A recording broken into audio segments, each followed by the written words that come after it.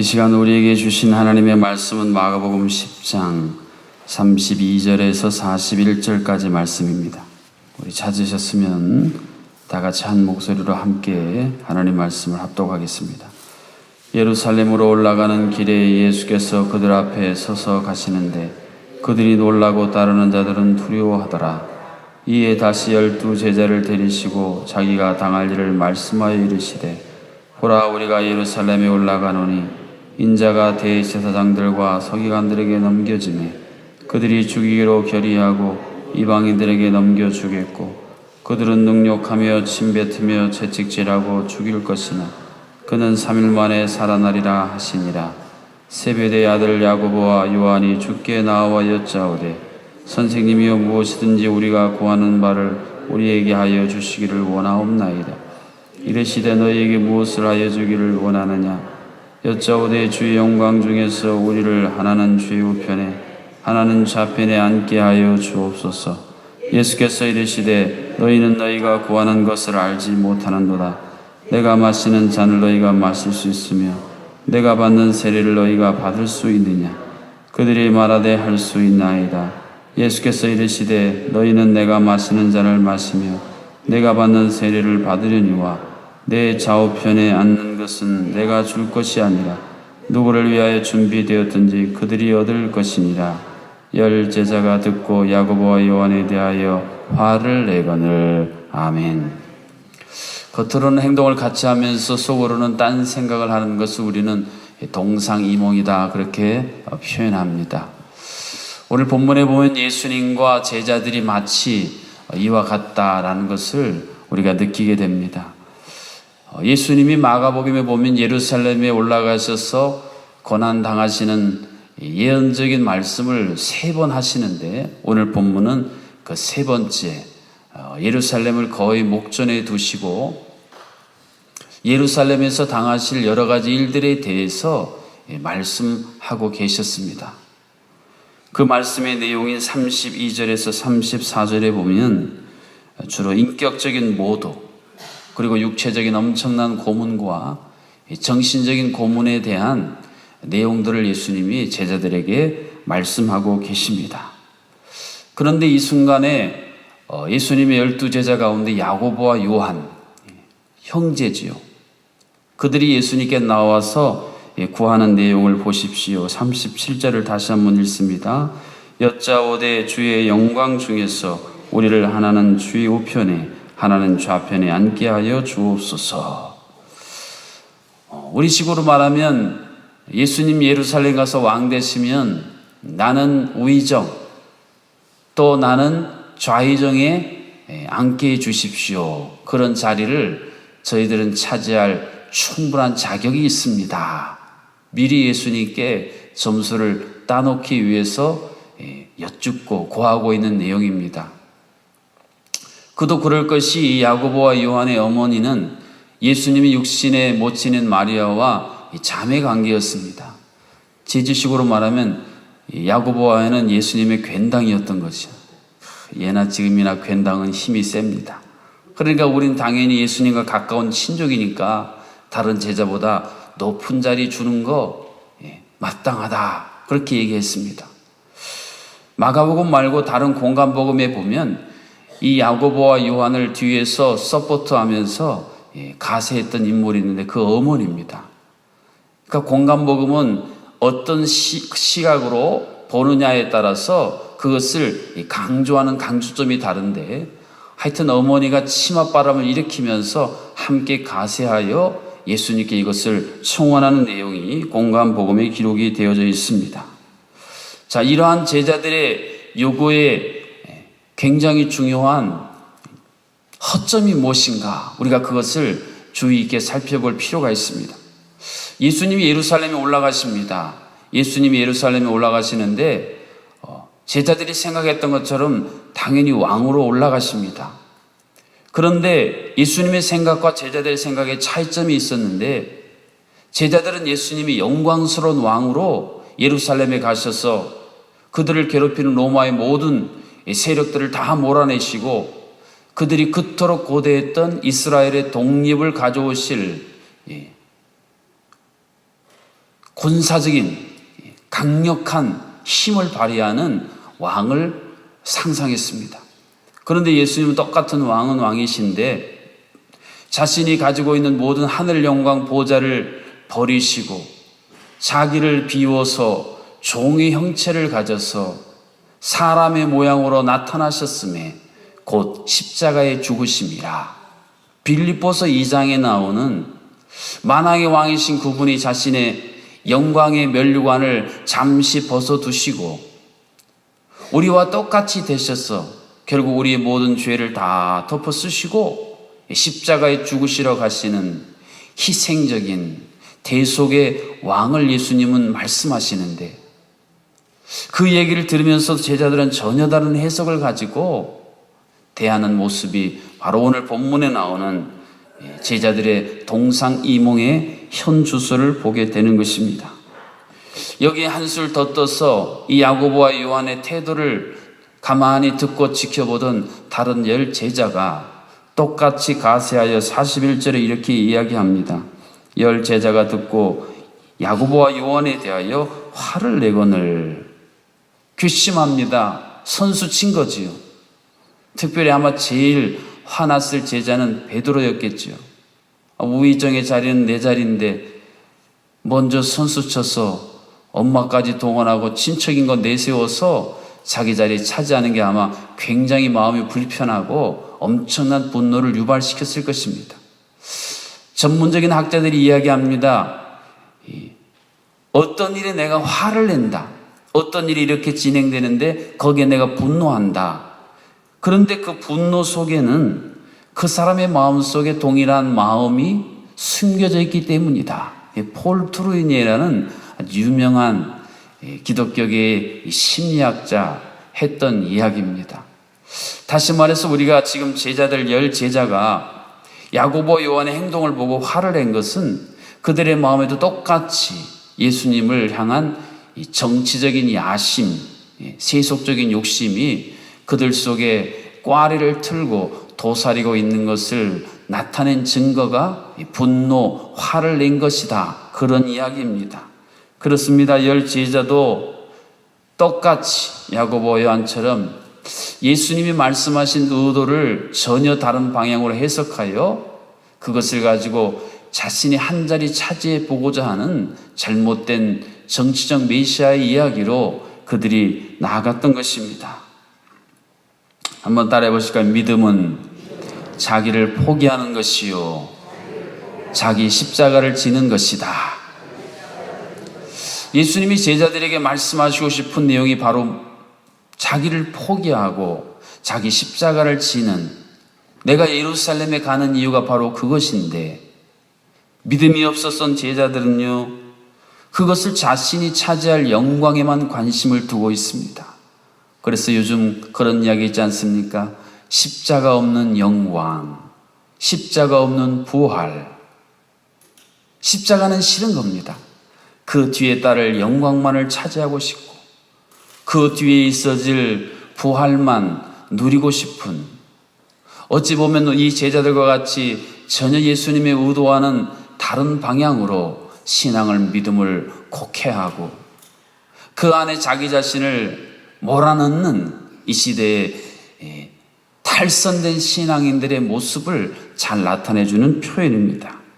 그러나 진정한 믿음이 우리 안에 싹 트면 찬양의 한 가사의 대목처럼 헛된 마음 버리고, 헛된 마음 버리고.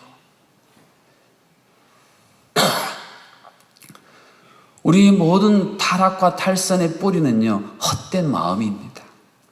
우리 마음속에 헛된 것들이 스며들고 그것이 자리를 잡고 그것이 점점점 정체를 드러내기 시작하면 걷잡을 수 없는, 열차가 잘 달리다가 레일 위를 탈선하는 것처럼 엄청난 탈선을 가져오게 만드는 게 바로 헛된 마음이에요. 그래서 예수님이 계속 강조하신 것도, 사실은 구약성경과 신약성경에서 하나님이 계속 강조하신 것도 너희 마음 좀 잘 지켜라, 그런 이야기입니다.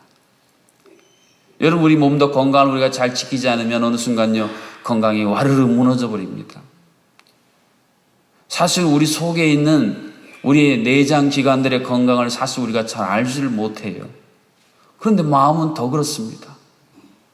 마음이요, 조금씩 한순간에요, 더 이상 내가 통제할 수 없을 만큼 멀리 완전히 저 바닥에 뚝 떨어질 수 있는 거예요. 그래서 하나님이 늘 너희들 다른 것도 중요한데 생명의 근원이 마음에서 나오니까 마음 좀 잘 지켜라. 너희들 마음속에 사탄이 와서 가라지 뿌리고 하나님의 자녀, 하나님의 백성이 있어서는 안 될 여러 가지 더러운 것들 막 뿌릴 때에 그거 받지 말고 그거 거부하고 그거 못 오도록 차단하고 그렇게 너희들이 마음 좀 잘 지켜라. 생명의 근원이 거기서 나오기 때문이다. 주님 말씀하셨습니다. 사랑하는 성도 여러분, 살아가시면서 여러분 마음을 얼마나 잘 지키려고 영적으로 깨어서 여러분의 마음을 수성하고 계십니까? 사탄은 우리의 마음을 빼앗으려고 계속 공성합니다. 우리의 마음의 성문을 부서뜨리려고 계속 공격해.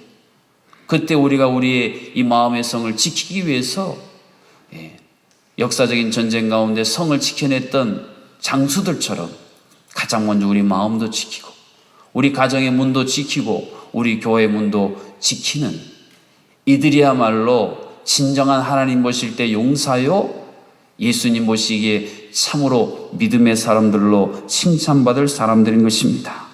오늘 38절 상반절에 보면 이러한 제자들을 향해 예수님이 들려주신 말씀을 귀 기울여 들을 필요가 있습니다. 예수께서 이르시되 너희가 구하는 것을 알지 못하는도다. 한번 따라 보실까요? 너희가 구하는 것을 알지 못하는도다. 여러분, 지금 제자들은 예수님께 구합니다. 요즘 우리 식으로 말하면 기도한 것이죠. 기도. 그런데 뭘 기도하는지, 뭘 구하는지 제대로 알지도 못하고 구하고 있는 이러한 영적인 어리석음에 대해 예수님이 지금 질타하고 계시는 질문입니다. 여러분, 날마다 새벽마다 나와서 하나님께 무엇인가를 아뢰고 기도하고 구하시는데 어떤 분들은요, 내가 지금 뭘 구하고 있는지, 도대체 내가 하나님께 올려드리는 이 기도를 하나님이 들으실 때에 하나님 마음과 생각이 어떨지 이런 아무런 개념 없이 그저 생각나는 대로 자기 마음 끌리는 대로 하소연과 탄식만 쭉 나열하고 가는 기도가 될 수 있다. 이것을 오늘 제자들이 우리에게 보여주고 있습니다.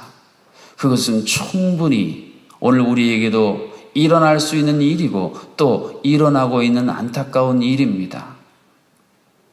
예수님의 의도와 제자들의 생각이 완전히 지금 빗나가고 있습니다. 하나님께서 여러분을 보실 때에 지금 기도해야 할 내용은 이건데 이거를 간구하면 내가 응답하고 자꾸 넘치도록 부어줄 텐데 왜 이건 구하지 않고 엉뚱한 것만 바라보고 엉뚱한 것만 간구하고 있을까? 하나님이 여러분의 기도를 들으실 때 혹시 그런 안타까운 마음을 갖고 바라보시고 들으신다면 어떻게 하시겠습니까?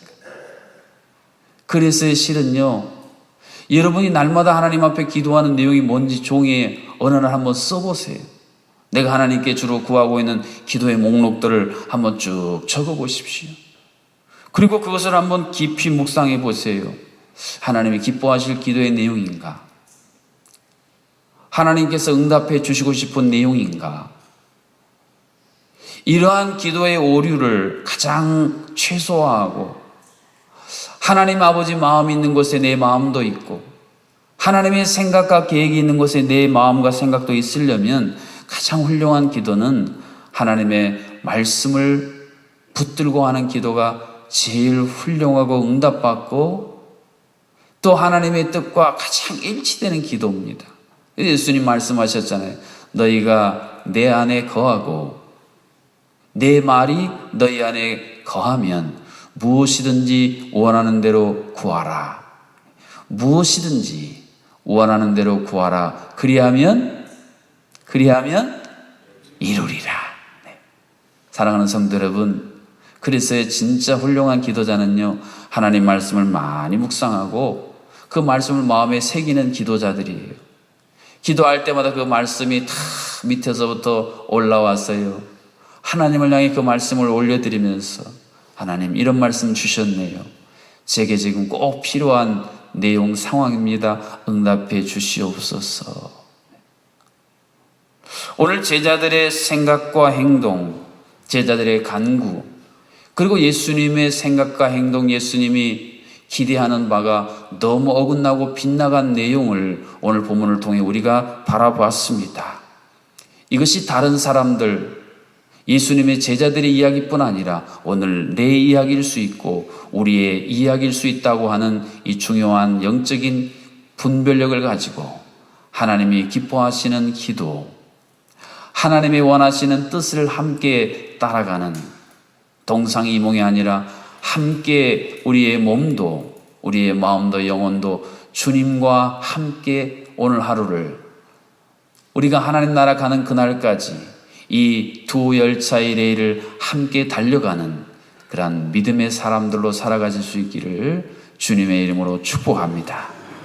이 시간 주신 말씀 붙들고 함께 기도하기를 원합니다. 예수님의 생각, 예수님의 마음, 예수님의 뜻, 예수님의 가시는 걸음, 나도 함께 그 뒤를 따라가는 진정한 제자로서 변화된 제자처럼 예수님의 진정한 제자로서 이 세상을 살아가며 날마다 새벽마다 하나님 앞에 올려드리는 기도가 하나님 들으시기에 마음에 합한 기도, 하나님이 영광스러운 향기로 받으심직한 그런 기도자로서 우리가 새로워지도록 하나님 우리 심령을 지켜주시고 우리 가정의 문을 지켜주시고 우리 교회의 문을 지켜주옵소서. 우리 주신 말씀 붙들고 함께 합심으로 기도합니다. 지금도 살아계셔서 우리의 기도를 친히 들으시고 응답하시는 아버지 하나님, 너희는 너희가 구하는 것을 알지 못하는도다. 제자들을 향해 안타까운 마음으로 책망하시던 주님의 말씀, 그들만의 이야기 아니라 오늘 나의 이야기고 우리 이야기일 수 있다는 이 사실을 깨닫게 하여 주시고 하나님의 마음을 시원케 해드리는 간구, 하나님의 마음에 합한 그런 기도자가 될 수 있도록 우리를 새롭게 하여 주시옵소서. 우리의 생각과 의도와 동기를 정결케 하여 주시고 우리의 중심이 진정한 하나님 보시는 믿음에 충만하여 예수 그리스도의 뒤를 따르는 진정한 제자로서의 주여 그 값어치를 온전히 그 진가를 드러내는 주여 우리 모든 새벽의 성도님들 되게 하여 주시옵소서. 하나님 아버지, 우리가 구하는 수많은 기도의 제목들이 있습니다. 그것이 과연 하나님의 말씀에 비추어 주여 검증된 기도의 제목들인지 돌아보게 하여 주시고 기계적이고 습관적이고 형식적인 기도의 껍질을 벗고 주여 단 한 문장의 기도를 올려드려도 하늘 보좌를 움직일 수 있는 능력 있는 기도의 주여 삶으로 우리를 새롭게 하여 주시옵소서.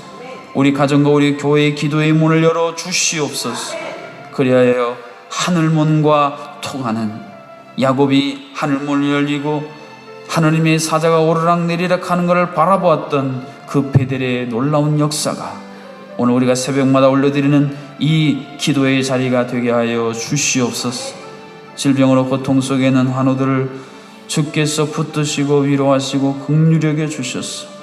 절망이 아니라 소망이라 말씀해 주시고 동굴이 아니라 터널이라고 위로하여 주시옵소서.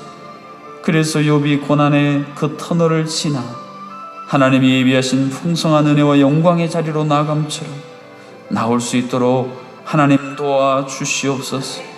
우리의 손길과 우리의 통제권을 벗어나 있는 우리 자녀들, 하나님만이 그들을 새롭게 하실 수 있습니다. 하나님만이 그들을 이 땅에 정말 하나님 나라 의를 위해 살아갈 수 있는 존재로 돌이키실 수 있습니다. 하나님 살려 주시옵소서. 죽은 우리 자녀들 다시 살려 일으켜 주시옵소서. 하나님이 주신 언어들로 우리의 가정이, 우리 교회가, 우리 모든 관계가 다시 한번 새로워질 수 있도록 도와 주시옵소서. 사망이 끊어질 땅에 생명과 구원의 예수 그리스도의 임재로 말미암아 새로워졌던 주여 저 갈릴리의 해변의 땅들처럼 이 제주 땅이 저 북녘의 땅이 우리나라 이 민족의 땅이 새로워지도록 하나님 긍휼을 베풀어 주시옵소서. 오늘도 예수 그리스도의 보혈의 정결함의 능력을 찬양한 우리 시온 찬양대 한 분 한 분 축복하여 주시고 그 보혈로 마음과 생각 모두 씻어주셨어. 응어리진 마음, 상처받은 마음, 주눅들어 움츠러드는 모든 마음 날개 달아주시사 높은 비전의 창공을 날아오르는 귀한 하나님의 권속들로 이 시간 붙들어 인도하여 주시옵소서. 예수님의 이름으로 기도하옵나이다. 아멘. 이제는 이 땅에 오셔서 우리를 위해 능욕받으시고 고문당하시고 고통당하시사 십자가에 죽으시고 부활의 영광으로 우리에게 찾아오신 주 예수 그리스도의 은혜와 우리가 제자됨이 무엇인지를 깨닫고 그 진정한 제자됨의 자리를 이탈하지 아니하도록 오늘도 우리를 깨닫게 하시는 하나님 아버지의 크신 사랑하심, 우리는 무엇을 기도해야 할지 알지 못하지만 우리 안에서 말할 수 없는 탄식으로 우리의 기도가 하나님 기뻐 받으시는 기도가 되도록 교정하시고 교훈하여 주시는 성령 하나님의 교통하심이 오늘 새벽에 모든 성도님들 가운데에 오늘 하루 우리의 삶 가운데에 이제로부터 영원토록 함께하여 주시기를 간절히 축원하옵나이다. 아멘.